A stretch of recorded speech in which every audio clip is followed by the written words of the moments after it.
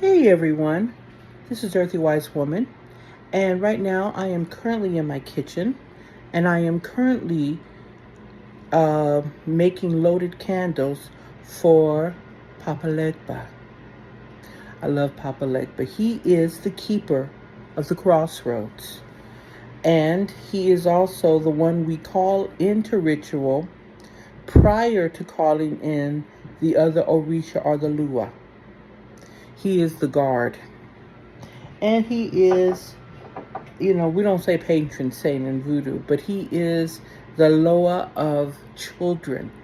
He loves to the kids and he loves to give them candy. So in ritual, we usually let the kids hang out with Papa Legba.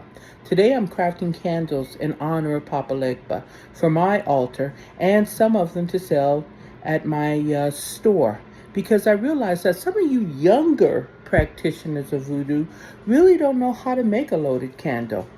But this is the process. I'm starting on it. Right now, as you can see, like now, that is the resin that I've poured into this candle. Now, I know what that resin looks like. I want to show you what kind of candle one would use when uh,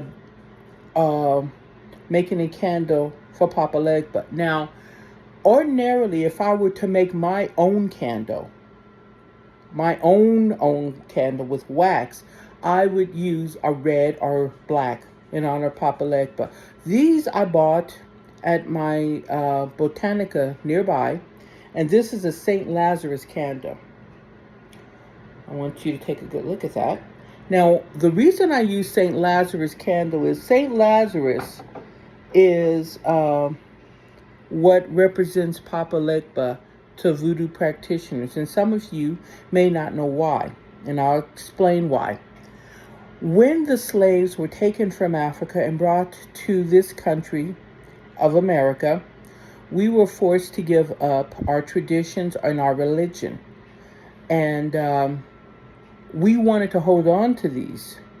So some of us who ended up in areas like St. Louis, which is New Orleans, and such as New Orleans, Louisiana, in order to hold on to our traditions, we had to hide the Orisha in the gowns of saints, of the Catholic saints.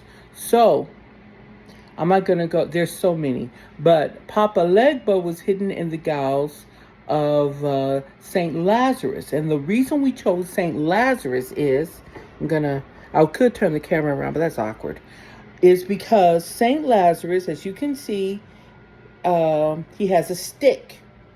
And that stick, we know that Papa Legba, he walks with a cane. That's what that stick is. And you see the dogs. And Papa Legba loves dogs. So when I see the St. Lazarus candle, I don't see St. Lazarus. I see Papa Legba. And for that reason, whenever I find St. Lazarus candles, when I want something different on my altar, I will buy them, and then I will go through the process of actually loading the candle with all the offerings to Papa Legba.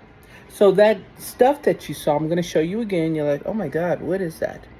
First of all, believe it or not, that is Palo Santo wood that has been carved into powder, because Palo Santo was something that is a part of Papa Legba. Palo Santo, sage, and rosebuds, all crushed up into powder. Now, the reason it looks liquidy, which it should, I've also added rum. Papa Legba loves his rum, and that's honey rum. And I also added some lavender oil for Papa Legba because it's so sweet. Just like Papa Legba is sweet. And there's some powdered candy in there too. Some peppermint because he likes his candy.